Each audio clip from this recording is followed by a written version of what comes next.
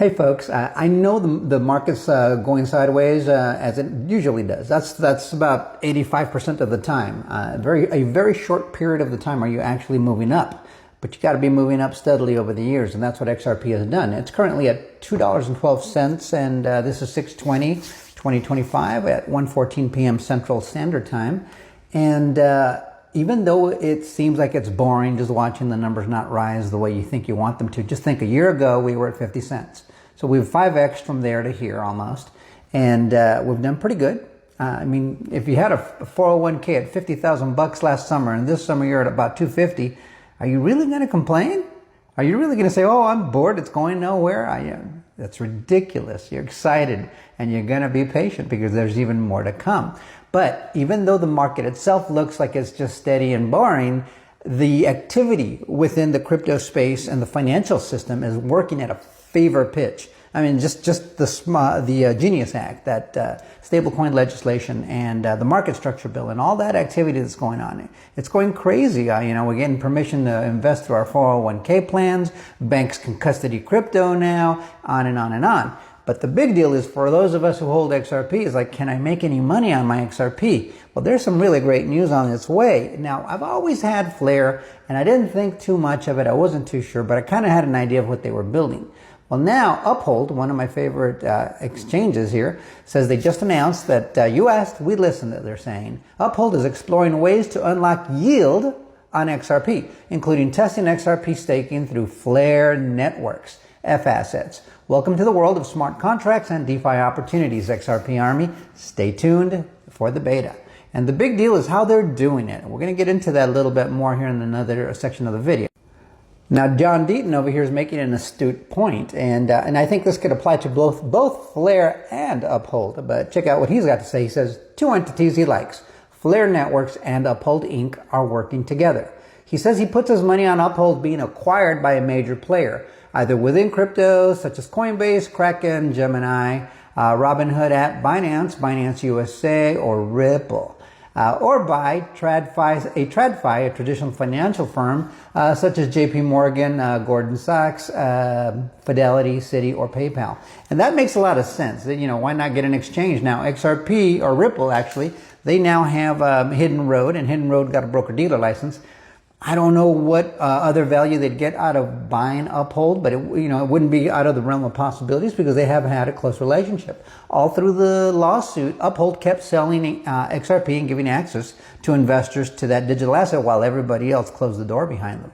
And so, and we know that was a corrupt lawsuit. So most of us in the community have a very high regard for Uphold. It allowed us to really stack our bags at a time when nobody really wanted it because they were afraid because of the phony lawsuit. We saw the lawsuit for what it was. But John Deaton's got a good point. Either Uphold could get acquired. In my opinion, I think Flare could be acquired too. Why wouldn't a traditional financial institution want a tool like Flare Networks and the value it provides, not only to XRP, it's going to provide that same value to other blockchains. But like I said, we're going to get to how it works here in a little bit. There's an interview at the end of this video of Hugo Filion, the guy running Flare Networks.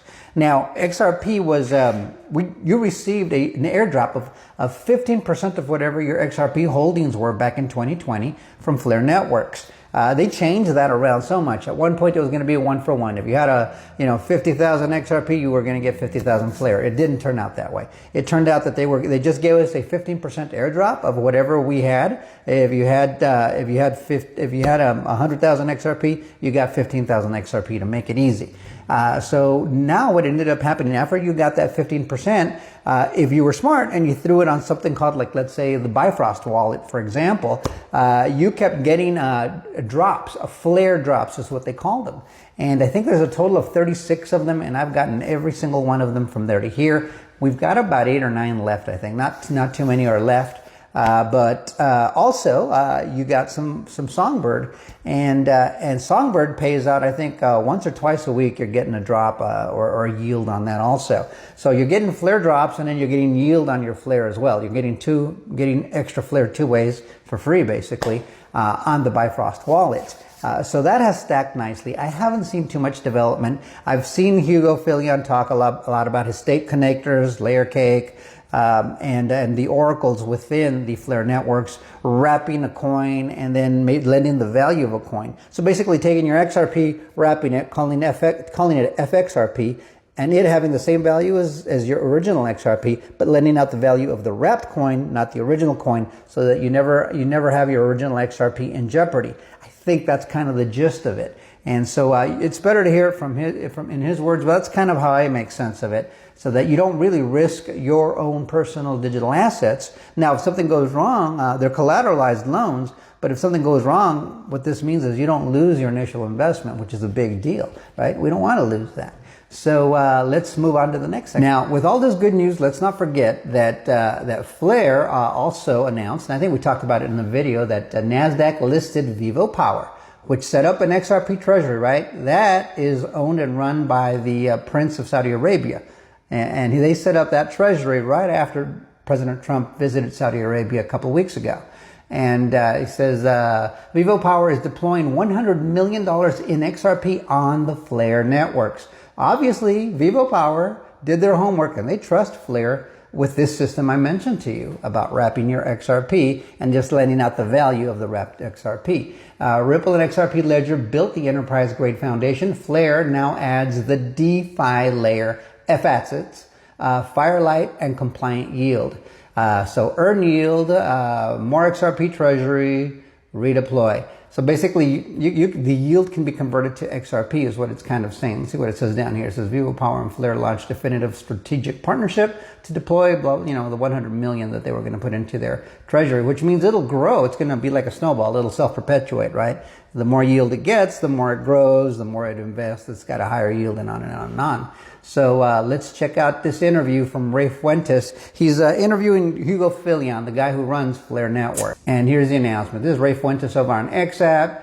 He says, exclusive interview just dropped. He connected with Hugo Filion, co-founder of Flare Networks, to talk XRP, FLR, airdrops, Firelight, and whether Flare could rival Ethereum. This is big for the XRPL and DeFi space, and it is. It's really big, because a lot of us are in it for the long haul, right? But wouldn't it be nice to be able to add to our bags without putting in new money? I think that'd be great. So I'm all for it. So let's hear from Hugo himself here in the interview. Let me know what you think in the comments. Like, share, subscribe, and bookmark. And we'll see you again on the next video. Till next time, adios amigos. Vivo Power is really the first treasury company for XRP. You can think of it a bit like MicroStrategy, Saylor's company, but for XRP instead of for Bitcoin. Firelight will offer XRP staking, i.e. the ability to stake XRP to get a yield.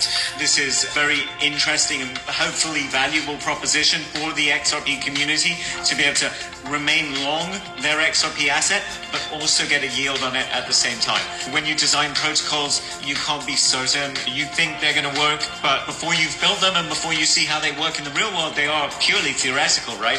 The fundamental drawback of decentralization is that there's no one to talk to if something goes wrong. I'm not here to make money over the next couple of weeks or months or whatever. I'm here to build something that I stand behind and that I'm comfortable with. That said, I think the future is very bright for that. Bullish is what he's saying, ladies and gentlemen. Hey, what's going on, family and friends? I'm super excited to bring you this exclusive interview. I had the privilege of connecting with Hugo Filion, the founder of Flare Blockchain, a Layer 1 project that I've been following closely for quite some time now. I was actually an early supporter of Flare back in the day, even joining their community Patreon group. Fast forward a few years, here I am interviewing the founder himself. It's a full circle moment and one that I'm incredibly grateful for. Hugo was generous enough to give me a few minutes of his time, which of course I stretched a little to ask some of my biggest burning questions, like when are F-Assets going live in order to put my XRP to work? Why did he choose the XRP community to receive the Flare airdrops after the XRP snapshot way back in December of 2020? Could Flare potentially dethrone Ethereum with its smart contract functionality? Let's just say Hugo's responses were bullish. Be sure to check out my referral link below for Uphold, my go-to platform for purchasing digital assets like Flare. That's if you're interested in Flare and want to be eligible for the remaining airdrops. I mean, that's